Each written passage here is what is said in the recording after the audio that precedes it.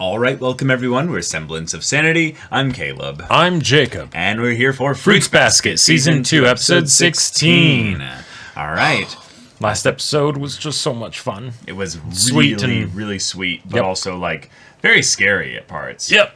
But we had victory because IMA showed up like the god that he is. Absolute Saved legend, the day. brother! Yes! Yes, you are a dependable brother. You are the biggest of brothers. And it starts with a little step, and then doing whatever you can from then on out. Yep, maybe And a flourish and a bouquet. That always helps. It always helps. It's Can't true. hurt. Yep. We also saw a lot of other characters kind of acting like outside their station in a lot of ways. We got to really see Yuki just doing Yeah. a lot to show how much he's grown. IMA gave him the opportunity to, get out of that mental state that he was in, right? That his mom put him into. But when it came right down to it, the one who truly made the victory against Mom was Yuki. Yes. Way to go, dude. Way to go, man. Yeah. Yep. And then of course Shigure just trying to be Tohru's not dad, And succeeding funny. incredibly at so. doing that, but also at driving maybe a favorite great teacher into Insanity. Yes, yes. So, all right. More and more school antics, maybe more student council antics. Sure. So, y'all, without further ado, let's get into this. All right, everyone. Now be sure to go check out the reaction portion of the video in the description below, then come back here for the discussion.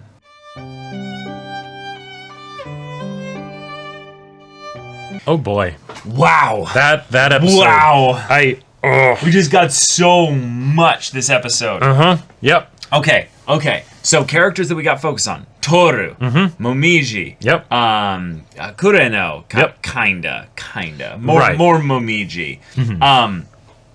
Yeah. And then also Momiji's sister, Momo. Momo. Yeah. Which, oh my God, So- yes, bring that stuff back up. Let's go all into this. The idea that we have characters that are wishing for the impossible right here. Yep. And Tohru is the kind of person who will die for someone else's wish. Right. But she actually has learned a little bit more about her own capabilities and what have you. So she's like, you know what? I actually can do something about this. I That's don't right. need to just, cry for them. I'm gonna go and work up the courage to enter the Soma estate. And it's like, charge. Yeah. good luck, girl. And she got really lucky here. The idea that she bumped into Momo while she was listening to Momiji play is really cute and cool. Yep. But also the idea that, the Soma family has other people that would want to leave the estate or enter the estate very quietly. Yep, and makes perfect sense. It totally makes sense, and I love it as an explanation too for why Tohru ended up getting this stroke of good luck, because she ends up hearing Momiji's playing, and then hey, someone else who is interested in hearing Momiji's playing, wishing an impossible wish, right, and knows probably when he plays because she listens to him a bunch. Yep. Is right around there. Okay, cool. And then she's like, oh yeah, I'll get you inside, right? Right. The idea Awesome. also that that's something that's rather cool is that oriented-wise, something that's kind of subtle here, and I think it's actually kind of cool that they kind of infer this, is that Momiji was not playing in the inner part of the Soma estate. Right. Meaning that he was playing in an area that she could go to. But because she knows she's not supposed to see him, she still goes on the area outside of it, because if it's a rectangle, right? Sure. She could still be in that area of the estate, and she wouldn't be breaking any of their rules because she's not a zodiac. Yep, that's a good point. But she still goes outside the estate so that she can hear it really well, but not get caught by, her adults dad, or whatever. basically. Yeah. or her mom. Makes sense. So it's very clever, and then also that means then that the place that they're entering from the secret part is not from the inner part of the zodiac estate. Right. Also meaning that it is a slightly off part of where Akito would probably have the most, direct kind of eyes on, And I think I remember something from like season 1 or something like that where they mentioned that like the Soma estate is like partitioned into different like sections. Well, and they things. did, yeah. They showed it from like an overhead thing. Yeah, and there was a rectangle of sorts. And like the top third of the rectangle is the inner part. Like that's the part where like the zodiacs are. And then there's the other parts that are everybody else. And that's why you can have Soma family members that don't actually know about the zodiacs. Right. Cool. Yeah. But one of the other things that I thought was kind of interesting about this episode is that it deviated from the formula of what we've seen a lot of the times with Fruits Basket episodes, where we have those kind of fun antics and things like that in the beginning. Yep. And then struggle and then resolution with some wholesomeness at the end. For sure. In this one, it was just like, no, jam-packed full of stuff. And maybe because it didn't deal with anything like too directly heavy, like it was just a lot of emotions. It was a lot of emotions, right? Yep. But nothing super scary, right? Like it's just the Snake, Tohru, Snake, get out of there, Snake! Like that's basically Tohru's stealth mission. Right? It was probably the scariest it got. And by the way, I felt that so much of being like, oh, sneaking into a place where you're not necessarily supposed to be. Someone gives you a map. But oh no, you took a wrong turn. Course. Yeah, now you have no idea where you are. No idea where you are. I feel that on a spiritual level. But I also really like this. This is something that's rather tricky here. Is they made it very, very difficult for us to be able to logically deduce outside of just the visuals that we got and the voice, and then Kureno's response to the person, who that was. That nearly caught Tohru. Right. Because we're worried that it's like she's going to run into Akito or something, and it's going to be all of that. Yeah. But instead it's this different character that theoretically could just be a random Soma member, and that's why they but the fact that they intentionally made sure that we didn't see the face of this person. And Tohru recognized the voice means that on some level, the most likely answer is that they are actually directly connected to Akito. That's the vibe that I get for a few reasons. Yep. One, the way that they addressed Kureno was very much like a like higher than thou. Yeah, higher than thou. And even the voice felt like classic anime high status voice, Yeah. Very very like deep and like, oh yes, I am wealthy and powerful, and if they're say connected to Akito in some way, like his mom or, aunt or sister or something like that. Yeah, they would probably be pretty high on the pecking order as far as the Akito estate and honestly, if Soma estate. And honestly, if Akito's family in general is going to be brought up in the story at all, this would be the kind of thing where you would want to introduce them now to get prepped up for that later. But the thing that's weird about that is that, again, we haven't met any of Akito's family, so why would you cover the face then? Right. That's the thing that makes this really funky. Is that it's like, it's not so cut and dry that it's it's an Akito, cousin, mother, aunt, or what have you, or something, or like, twin sister, or something. Theoretically, you could say that it's because the character isn't going to be getting focused right now, and so we want it to be more foreshadowing than actual character introduction. Yes. You could totally do that, but the hiding of the face is sussy. Very. Yeah, it was a sussy baka of an interaction, and the way that she or the way that Akito not Akito responded, the way that Kureno acted was very much reminded me of the way he acts around Akito. Now, he's very different when he's outside of the Soma estate, to the point that when Tohru described his demeanor, Uo thought it must be a completely different person, even though physically and the name and everything it was the same, right? Right. That could be something where he just acts differently when he's not at the Soma estate, or it could be something where he acts differently when he's not around Akito. We don't really know which is which yet. Yeah. But if it's something where he normally acts differently when he's not around Akito, then the fact that he acted so similarly around this person, and they treated him so similarly to how Akito treats him, means that it might be something where they have a direct, close connection to Akito. Yeah, and the voice being something that that Tohru recognized, the idea that also, like, if you even look at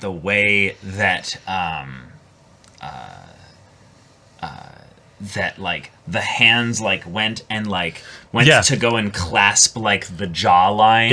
It felt very like creepy and possessive. It felt very creepy and possessive, very Akito to a T. Akito-like. Right. Yeah, exactly. But the other thing that stood out to me, and this is completely uninformed, so I'm probably wrong in at least some ways, even if I'm partially right. Right. But the garb felt very reminiscent of Akito's garb. Yes. Because even like in the estate with the people that we've seen, not all of them necessarily have like the classic traditional like Japanese garb, right? There was the older lady, right, who had like yukata, I think is the proper word for it, but that kind of vibe. It might just be because she was at home, right, and this is my casual sort of stay at home. I'm not walking around the estate or whatever. But that felt very similar to Akito's usual garb, and maybe that's just because Akito also generally hangs around, the house and doesn't go outside much. But yeah, it might be a family thing. It might be a thing where this is basically like a form of like someone that would be like another person that's basically just kept basically like very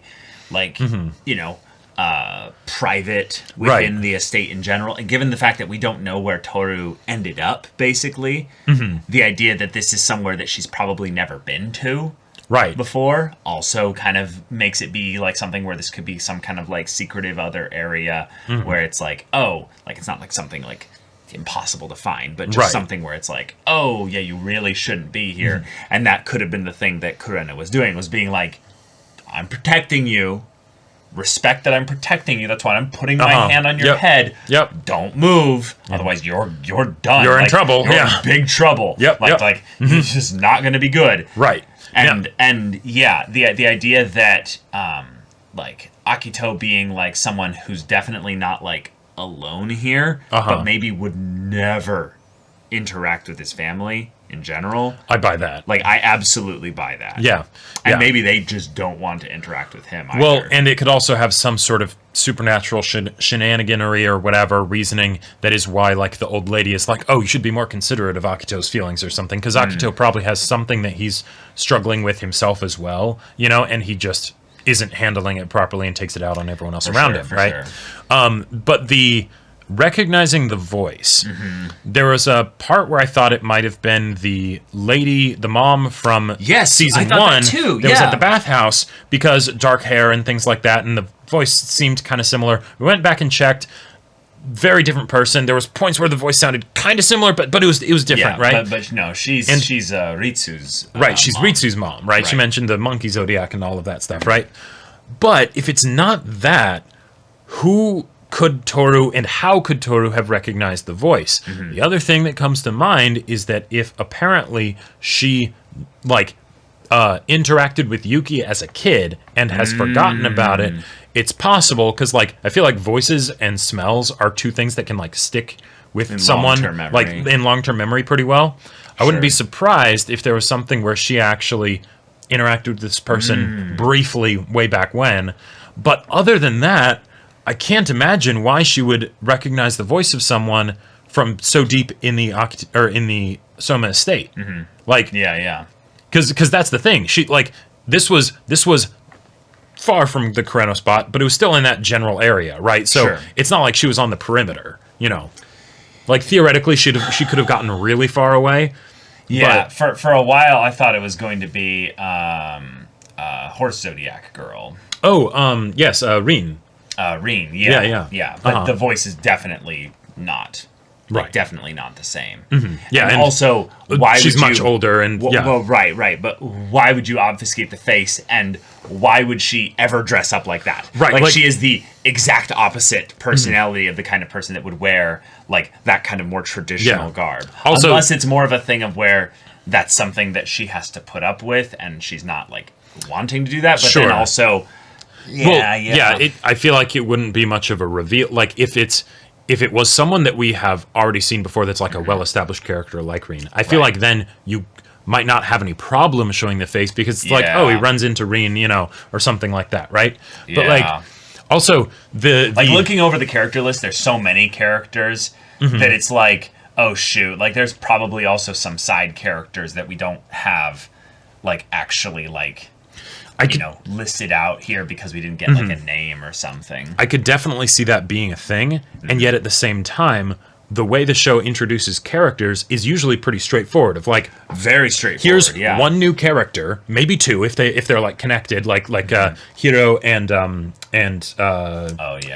what's her name? But for the most part, Kisa. it's like Kisa. Yeah. Kisa, that's right. Yeah. But for the most part, it's like, okay, here's the one character that's your new character to get introduced to, and like even just people with black hair in this show, I think. It's like it's Akito and then not Hatsuharu, Hattori. But other than that, I don't know if we've ever really seen people with black hair. Or wait, did she have black hair? Did we? No, we didn't actually see it. No, I was gonna say like Oh, okay. No, she had nail polish. That's what it was. Yeah. Right, okay. So, we don't know the color of the person's hair. Okay. He's like, it's Kureno. I was passing by on an errand. Why not come in for some tea? No, I have to get back. Akito will be worried. Right. If you'll excuse me. There's almost this this blasé nature, though, of the way in which Kureno grabs Tohru here and is like not trying to sneak Tohru out. It's which just is interesting. Let's go. Like maybe the doors had already closed, so he's like, okay, you don't need to worry about being seen. Right. But just the idea that like Kureno was so like don't move. Yep. But then also like, oh, okay, now let's just go. Like right. Like, it felt like things ended super quickly in terms of their interaction. Right, and also the way that he excused himself was talking about Akito, right? Now, granted, people who know Kureno would probably know about his deal with Akito, right? But since... Well, yeah, and no, they said that the rule is just that he can't talk to other Zodiac members. That's a good point, but... Right, so this might not be a Zodiac This might not be a Zodiac member, and Kureno actually interacts with all kinds of people in the Soma estate that aren't Zodiacs, you know? Right. But from what we've seen of his temperament and demeanor, it very much gives me the vibe that he and Akito doesn't generally like him interacting with people, that he just doesn't. So, like, if this person is familiar with him, then that makes me think that, again, their proximity to Akito is very close. You know what it might be? You know what it might be a thing is where this is something where it's a reveal of sorts for Kureno's family. Oh. And it's the idea that this is someone that very much has a like a possessive angle on him, and they're someone that maybe he's like very familiar with, but then also they would absolutely be familiar with his situation with Akito, and that could be a connection or a parallel with the fact that we had some focus also on Momiji's parents this episode, and just how the dynamics with Zodiac members can get all kinds of complicated. And I can imagine in maybe a similar way to Yuki's situation, connections with familial, like immediate family members would probably be pretty strange for someone like Kureno, where they're just like, oh yes, you should do this, and that's proper and good. Some random old lady that's like, I'm overseeing the estate or something like that. Okay, sure, but But okay. So also just in general, while that was a very like intriguing mystery, just having this much focus and time on Momiji, that was wonderful. And being able to see him dealing with the emotions as he's wanting to be with his sister and stuff, and be there for her. Speaking about his dream specifically of wanting to hold a small violin concert, but realizing the balance he's having to strike here. Yeah, it's something where Momiji is weirdly enough, I feel like he's one of the most emotionally put together characters in this show. And that's kind of why he's able to be such a bubbly, like wonderful, like, just blanket for everybody he interacts with. Right. But like this was not just with the violin playing in the background, but like with just the details of what was happening, like oh yeah, your sister wants to play with you, but not just that, she specifically asks me to ask you if you can be her big brother. Yeah. Yeah. And then the way Tohru compared this with her mom, where it's someone that she wants to be with more than anything else in the world, but she can't because she's gone. And then the idea that Momiji wants to be with this person so much, but they're still around. Yeah. The way it, like, makes Tohru just basically just shut down, like, just doesn't know how to compute this level of just emotional pain. Yeah. Yeah. But yeah, I am so impressed with Momiji at times to see the depth of emotion that he carries, and so much of that just being, just there. It's so good. But okay. And also the stuff we got with Uo, even though she wasn't like in the episode too much, but just the interactions that she had with Tohru, and Tohru thinking back onto like the expressions and things like that. That was really great. Yeah. Like, because yes, we don't like, it wouldn't have made sense for Uo to be the one that goes into the Soma estate, right? You know, and so yeah, it's Tohru and her helping a friend, awesome. And that being the way that she ends up racking up the courage to go into the lion's den, basically, like the like Cthulhu's in here somewhere, right? And you just gotta hope you don't run into him. Yeah. But yeah. And then Kureno. Yeah. Of course, you took the note. Yeah, and she does her best to give everything of her effort, and then at the end, she's got her hands up. Yeah. Right. That was probably the funniest part in the episode. It kind of reminded me of Nichijou. Yes. All right, arrest me, officer. Admission of guilt. You know? Yeah. Whatever song you like, Tohru. Wishes, Birth of Wishes. Birth of Wishes. It just popped into her head just now. I don't know what that song sounds like. I got a hint of it, you know, from Momiji practicing it at the end. Oh god, though the final scene though with Kyo and Tohru on the roof, the way in which he's like, yeah, I'll be here for you, and then she starts talking about, you know, it's only natural to want to be with the person you love, and he's like. Like he's like, yes, like yes, right, I want to be near them, right? And he's like, you have a crush on someone? Crush on somebody, and it's like, what? No, that's not it. He's like, oh yeah, she does, it does, yeah, I get it. And then he does the thing of the, no, you don't have to say what it is. Right. I understand, misunderstanding, and he says, when you do find someone, you'll have my full support. And it's like, wait, did Kyo and did so okay. I don't think this is necessarily what's happening here, but this is the kind of thing that I've seen a lot in other series where it's like you have the person who is generally the ginger-ish type haired person that is not endgame because they are not the prince-princess archetype, that then has some miscommunication and misunderstanding that then caused them to basically like be like, okay, that's fine, I'll support you, when that's not even what's on the table. Right. Like, and so if that's what it is of this scene is the point where then Kyo is like, all right, because I've emotionally grown, I'm going to be mature enough to step back, you know? No. I think more than that, what this is that she's not willing to tell him who her crush is on. It doesn't mean that it's not him.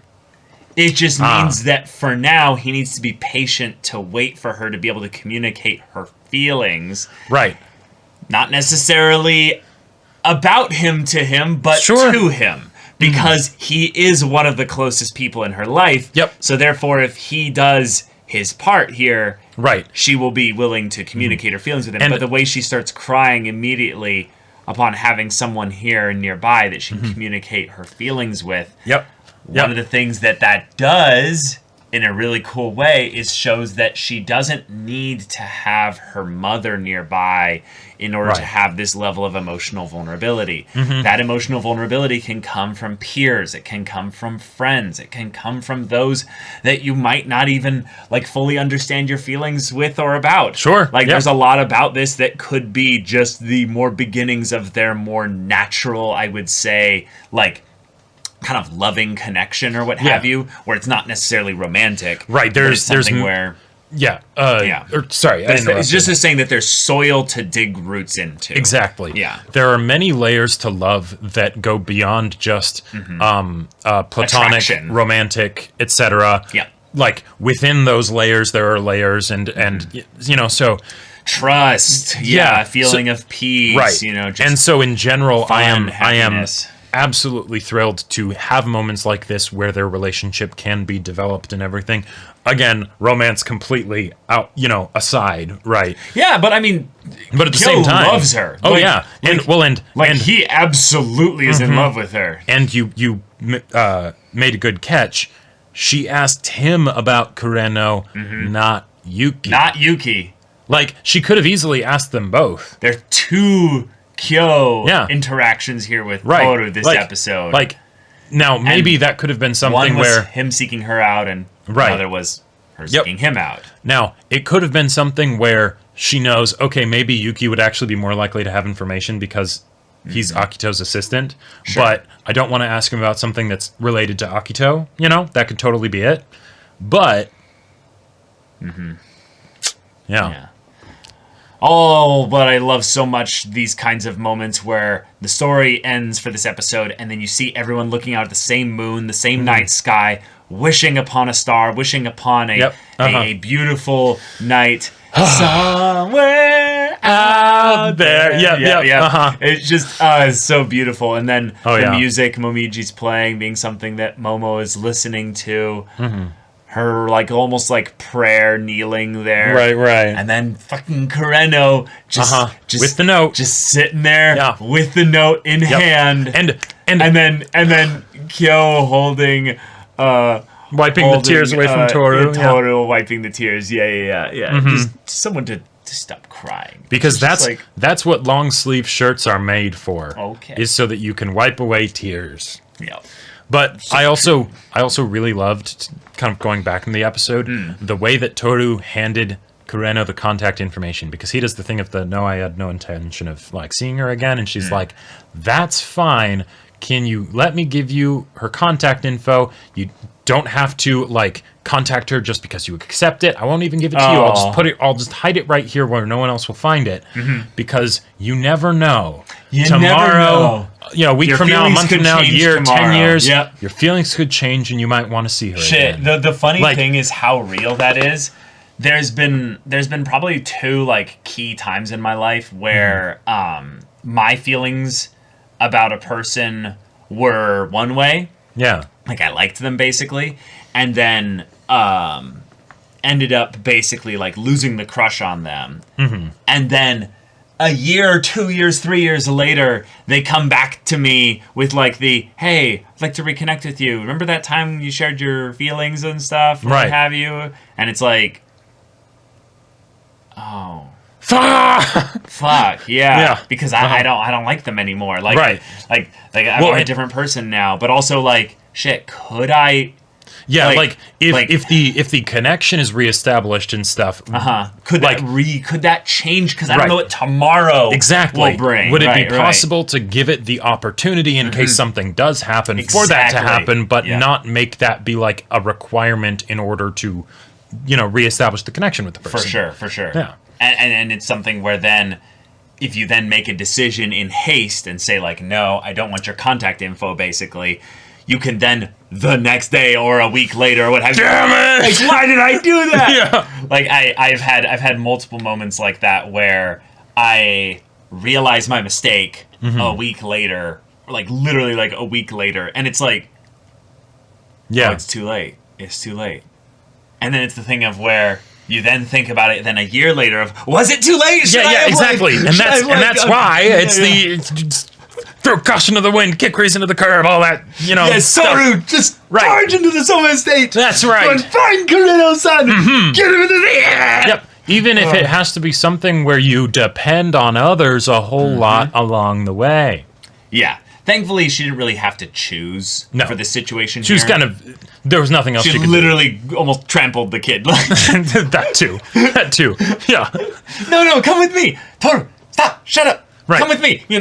Well, and also, Tohru, depending on others, when it's on behalf of others, is It's easier. when it's depending on others for Right. yourself, you know? Exactly. Yeah. Oh, I want to help out Uo and do my friend a huge solid, which she did. Way to go!